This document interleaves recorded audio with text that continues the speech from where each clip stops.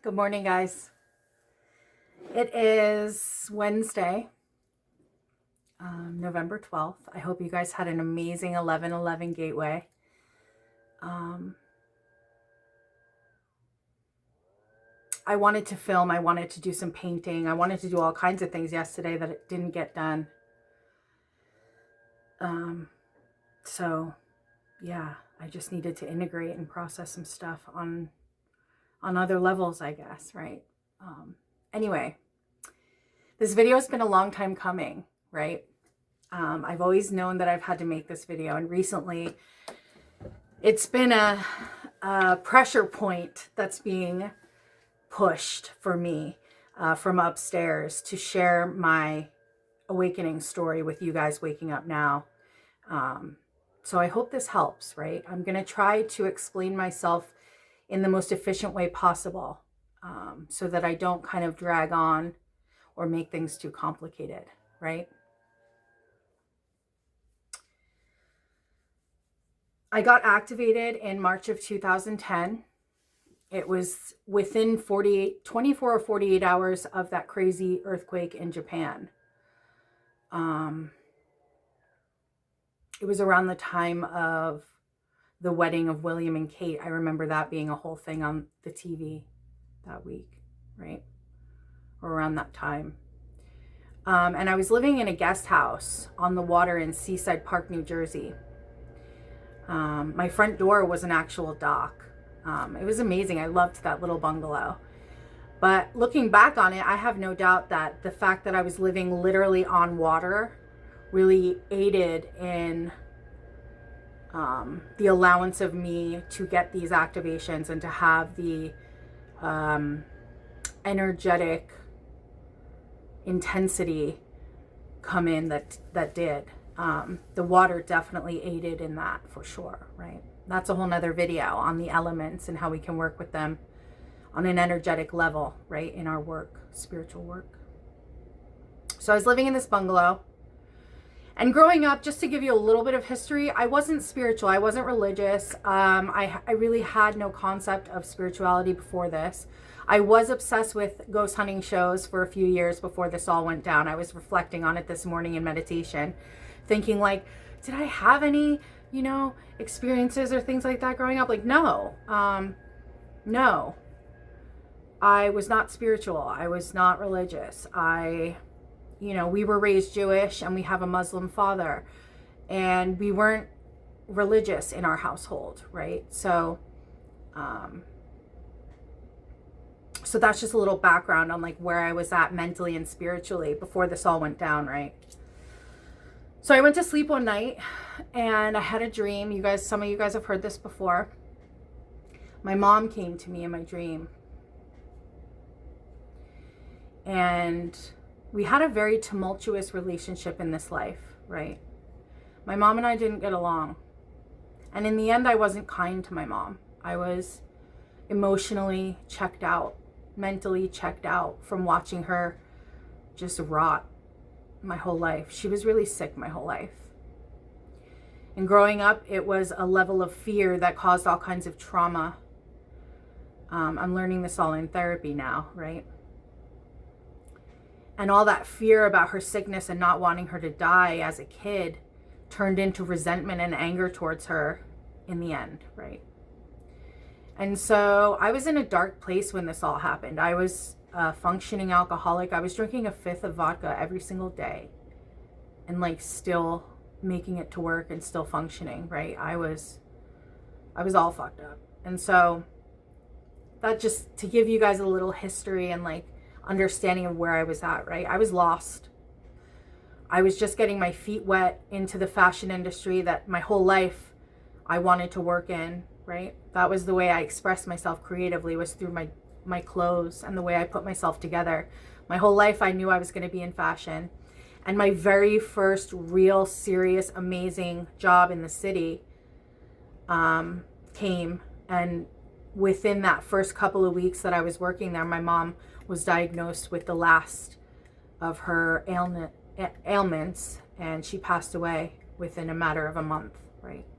So that kind of halted that whole path, right? Which I'm so grateful for now, of course. But at the time, I was just fucking lost. I was working some dead-end job in a call center, being a functioning drunk, and I was really unhappy. So I went to sleep one night, and I'll never forget, I could feel my mom in the dream before I saw her. I don't know how else to express it in words. My whole body could feel her before I saw her. And she brought my sister and I together, and that's really all I remember about it. And the next day I woke up and I was seeing a little girl in my closet. I'll never forget. I was seeing a little girl in my closet. She had a red dress on. And I was not afraid. I wasn't afraid, which is important to understand. There was no sense of fear, right, with all of these things that happened. But all of a sudden, I was hearing people's thoughts. I was feeling people's feelings. I was seeing spirit. I was knowing things about people that were strangers on the street. I could see their grandma walking behind them in the grocery store. All of my clairs turned on, right? My clairaudience, my ears, my clairvoyance, my psychic sight, right?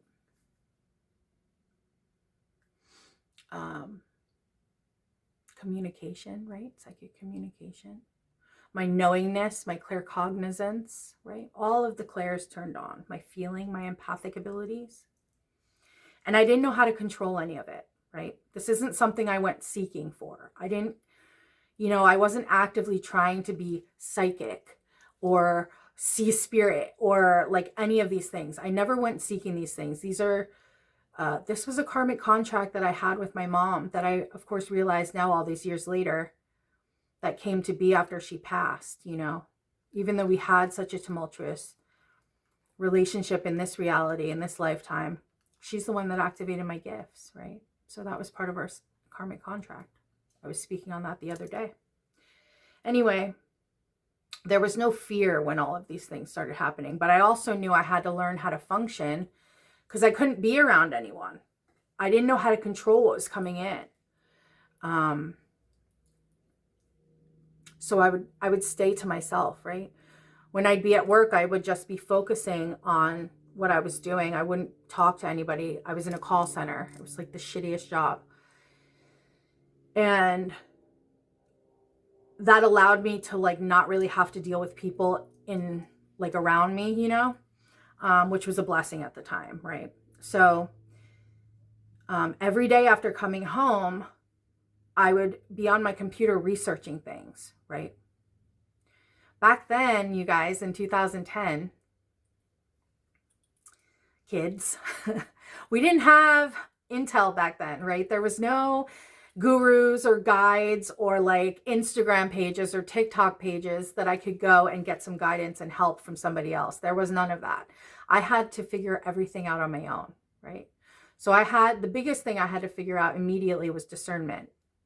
What's coming in? Who are you? Why are you here? Why are you talking to me? What do you want? Right? When you guys activate these gifts, it's important to understand that once you open these doors, there's no closing them, right? And I'm not saying that to scare you. I'm saying that so that you understand there's no going back once these doors are open, right? We all have the ability to develop these gifts, right? We're all at different levels of the video game. Like imagine a superhero squad, right? Like a football team, but we're all superheroes and we all have different magical gifts that we bring to the table, right? To get the job done. That's how I'm shown it, right?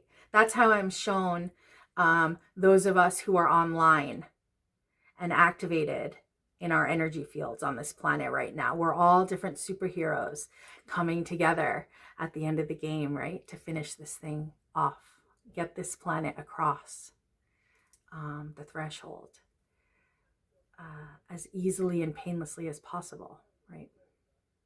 So I was researching how to meditate. I taught myself how to meditate. I taught myself how to go inside and really look within for any answers that I was seeking.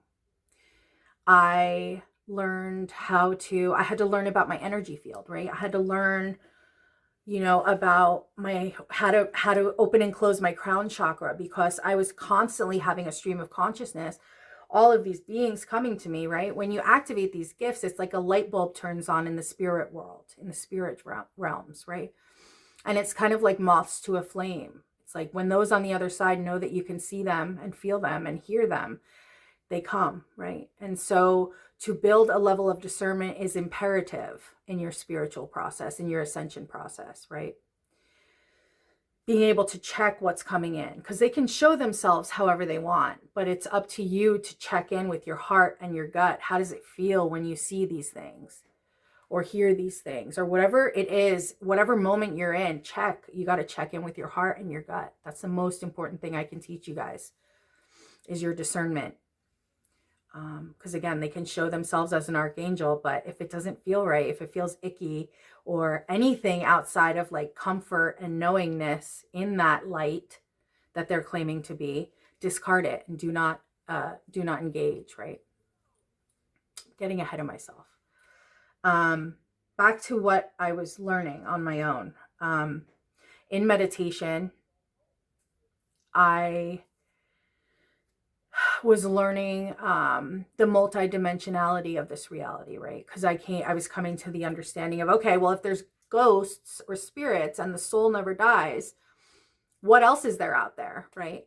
And so I was going down every single rabbit hole you could imagine on the internet and on YouTube to try to figure out the nature of this reality, to try to figure out the truth, right? I woke up one day and all of a sudden my mom's cards were there. I forget where they were. They were in a box somewhere. And I stumbled across them. And, you know, all my cards have found me, right? All the decks that I have found me. I've never gone seeking cards or buying cards, right?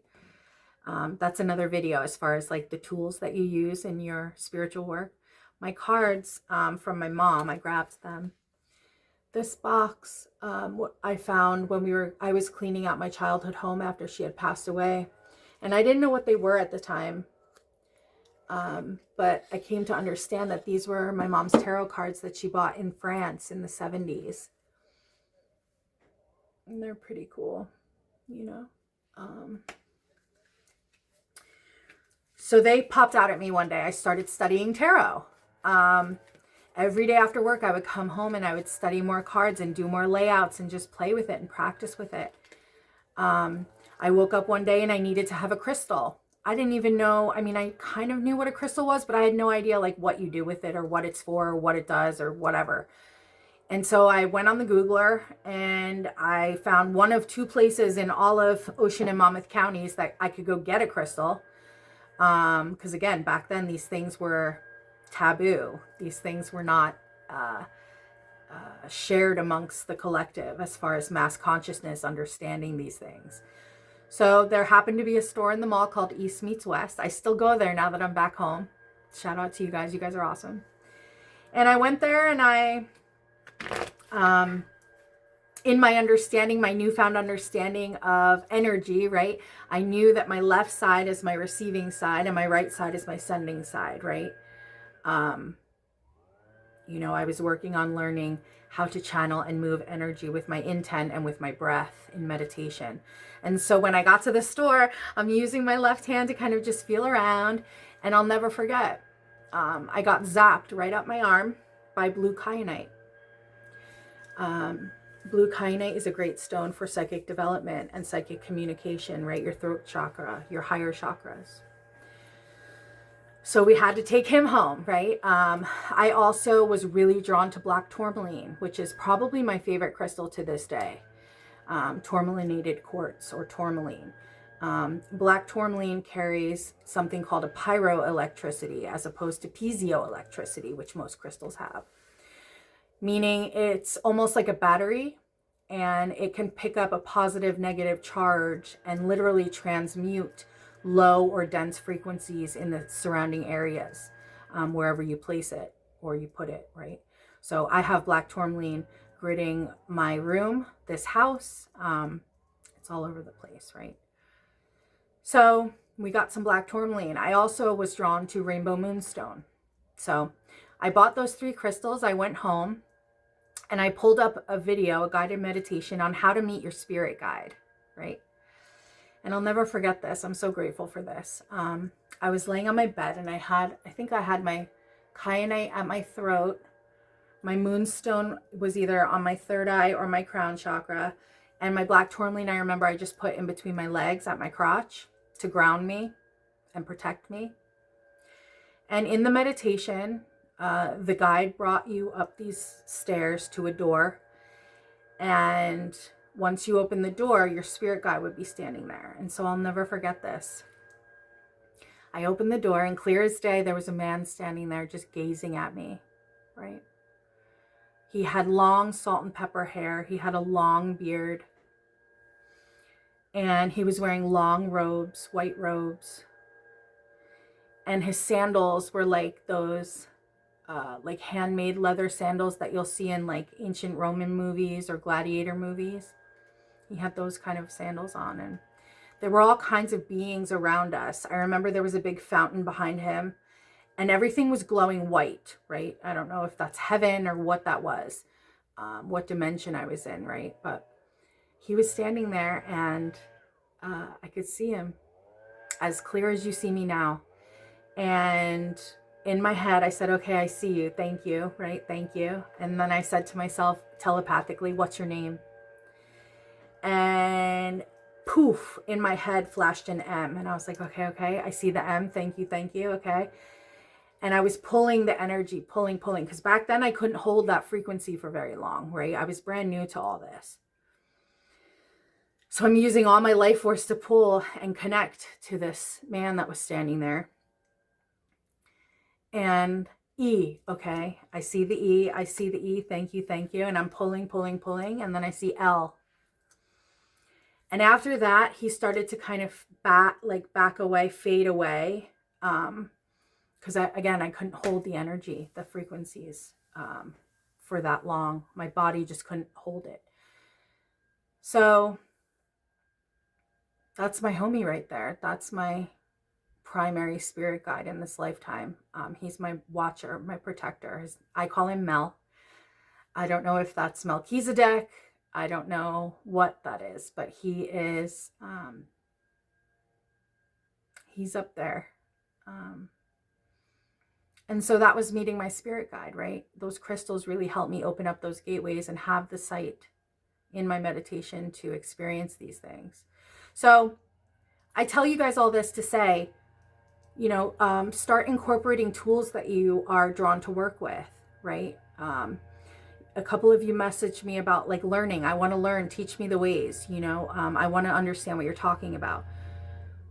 You have to have an understanding of your energy field and how to discern energetically things that are coming in once you activate your eyes, once you activate your throat, once you activate your ears, right? Get your chakras online. So do your meditations. Work with crystals if you're drawn to. Work with cards if you're drawn to. Whatever it is that you're drawn to work with, go with it. In your ascension process, you guys, anything in any experience, right, that doesn't feel right in your heart and your gut, anything that feels icky or off, no matter what's being told to you or shown to you, use your spidey senses to discern whether that's to be taken as truth or not, right? These beings can show themselves however they want, but it's up to you to check in with your heart and your gut to know, right? Your inner voice, your intuition will never steer you wrong, right? That's another really important point to bring up. When I first woke up, I found myself at Barnes & Noble in the metaphysical section, which was about this big and like shoved off in a dark corner somewhere in the store because these things were taboo back then. They weren't mainstream like they are now. And so I found a book called The Psychic Pathway by Sonia Choquette. And that book really, really helped me tremendously. It's a workbook. It's a psychic workbook. That will teach you discernment in your abilities, and it will teach you how to strengthen that connection to your inner voice, your inner knowingness, right? Your intuition, your your higher self, your soul voice, right? That book really helped me. So every day after work, I would come home and I would, do my layouts and do my crystal work. And it was all very ceremonial back then. It was all very sacred. And I had to light all my candles and I had to have, all my items and special magical things, right? And it was really, really it was a wonderful time because I was so excited about the things that were happening to me. But again, I had to work every single day to figure these things out on my own. So there was one day I came home and I just felt like something was watching me. Something felt really icky and made me extremely uncomfortable in my space. I couldn't see it, but I could feel it. And out of nowhere, I started calling on Archangel Michael, which is wild now that I'm reflecting back on it. Because again, we weren't raised religious. Not only weren't we raised religious, but we had a Jewish mom and a Muslim dad. We were never taught about archangels. We were never taught about angelic realms. I never understood or heard about Archangel Michael before. I mean, I'm sure I'd heard his name out there, maybe in passing, once or twice in my whole life, but I never knew anything about him, especially to call on him. And so that day when I came home, whatever was in my space made me feel really uncomfortable. Never scared, but really uncomfortable. And I didn't like it. And so my soul automatically knew to call on Archangel Michael. And he was there. I'll never forget.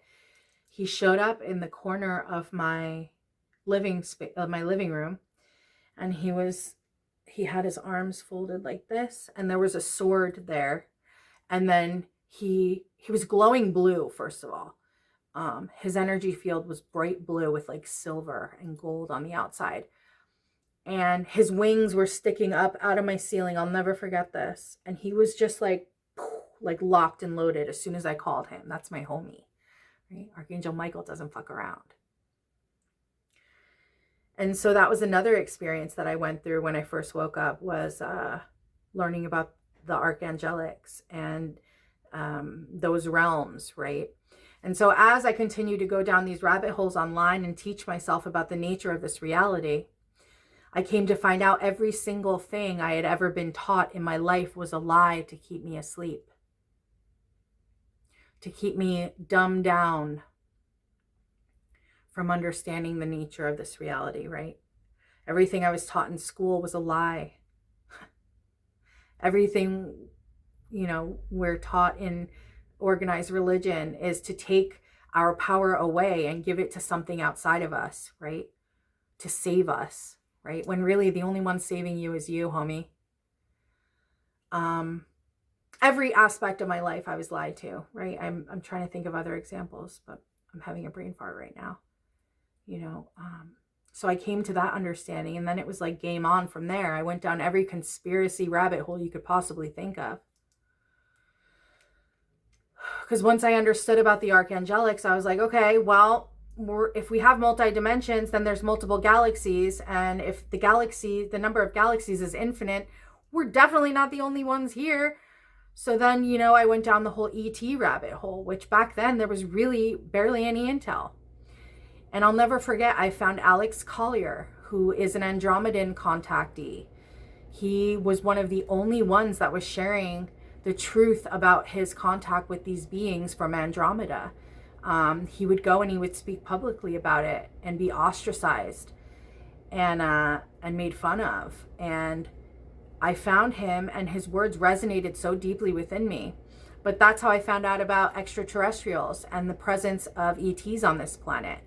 And, the beings that have been running this place since the last cycle, and the reptilian nature of it all, right? The slave-driven system that we've been functioning under for as long as we can remember, for as long as our history books will allow us to remember, that slave system is going away. We're switching, there's a changing of the guard happening, right? And that's why there are so many of you waking up now. There was a call sent out for more help We need more ground crew that's activated here. And so going down the ET rabbit hole, you know, I came to many understandings of the nature of this reality on Earth, and the fact that we've been in contact with many multidimensional beings for a very long time. And here soon, the population is going to be finding out about all these truths. So it's our job to kind of hold it down and hold the field for everybody as they're learning these things about the nature of reality, what's really been going on, who's really been in charge, the fact that we've been slaves in this lifetime and the ones before. All of these truths have to come out in order for us to be able to create the new programs, which are going to be cities of light, right? Modalities of healing that this planet hasn't seen since Atlantis and Lemuria, right? Living in unity consciousness, understanding that we are all one. We are all pieces of the same source, and respecting and honoring the light in each other as such, right? All of that is coming, but we need to dismantle and collapse the systems that have existed here for millennia in order to create those new programs and those new activate those new light codes on this earth, right? So for those of you waking up now,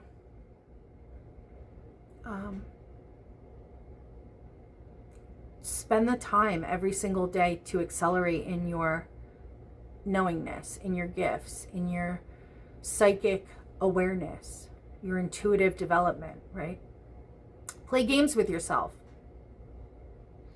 Back when I first woke up, I would play games with myself, you know. I would test myself psychically, right? I would hold a playing card and try to figure out what suit it was. Feel it, see it, right? Train yourself, right? Take the time to anchor in whatever it is you wish to acquire in your skill set, right? Because it takes work. It doesn't just come to us, right? Yeah, all my gifts got activated at once without me seeking that, but that's part of my soul contract on this planet, right? Everybody's different. We're all at different levels of the video game. Like I said, we're all different superheroes with different magical gifts. So find out what your gifts are and hone them. Sharpen your blade, right? Hone your flame so that you're not running around blasting everything in your field, which was me in the beginning. I had light shooting out of my eyes, dude. I couldn't stand still. My light body got activated and my vessel couldn't hold those energies. And so subconsciously, without realizing it back then, I would pace. I would pace in my house back and forth, because my body couldn't hold the energy, and the energy had to move through and go somewhere. I had to ground it, right? And again, back then I didn't know what was happening. I just knew that I was having all this understanding of things that I never understood before, and I had to get a grip on it as quick as possible so I could function. So take the time to do the work, right? Make it sacred, make it special, make it, make it important, right? Because it is important, right? These are the times our souls signed up to experience. What we're seeing now is things speeding up at a rate that I haven't experienced since that 2010 activation when everything turned on for me. I have not experienced waves like this since then. We have energetic waves and activations happening every couple of weeks that I'm feeling right now since the summer, right? Since May. And then July was another step up in activity and energetics as far as the intensity of the waves coming in. So for those of you seeking to develop in these things, take the time to do the work. Trust your inner knowingness. Hone that voice. Hone your understanding of your soul voice, of your intuition, of your discernment. That voice will never, never, never, ever, ever, ever steer you wrong. Never. Even if your ego is like, no, you know, whatever it is. Even the littlest thing, again, down to like, for example, one day I was really late to work, and I usually would just drive straight up the beach 3 towns up to my job. But this one morning, my intuition, everything inside me was like, no, you have to drive the long way today. And I was like, really? I'm fucking late, you know? But I listened and came to find out there was a huge accident that I avoided and would have been even more late, et cetera, et cetera. So even when your ego doesn't understand or disagrees with what your intuitive voice is telling you, listen to it. Your ego doesn't have to understand in the moment. Eventually it will, right? Whether it's that later that day or 2 years from now, you will look back and understand why you're guided in the ways that you are, right? That voice will never steer you wrong. So, coming back full circle, do your research, do your homework. Anything that doesn't feel right inside, any intel that you take on from me, from anybody, that doesn't feel right or doesn't agree with you inside, doesn't resonate, dismiss it. Don't take it. Don't listen to it, right? None of us know it all, right? We can all only speak from our experiences. And so by me sharing my truths, I'm hoping to help you guys in your awakening journey and your awakening process, right? That's why I started making videos in the first place, was to explain what was happening to me, because I didn't have anyone in my life that did. My friends and my family thought I was nuts. Nobody understood it. Nobody understood it. I had no one to talk to, no one to turn to.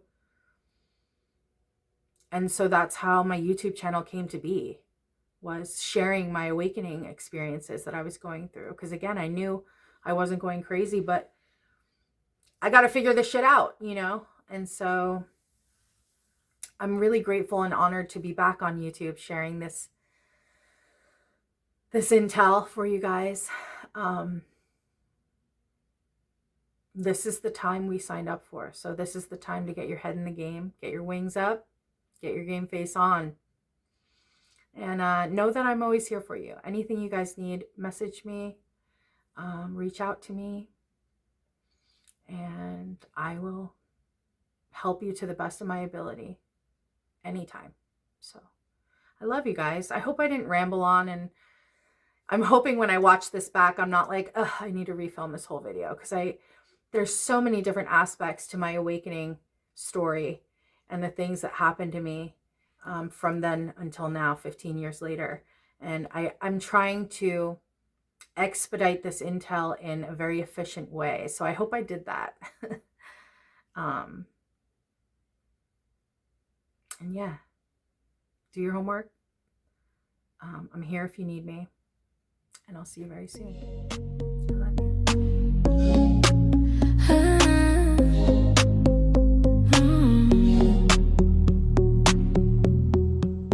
What is this eternal frustration? Another body, but he's still not you. I can feel you're just out of reach, trapped in another dimension. I wish you wake up.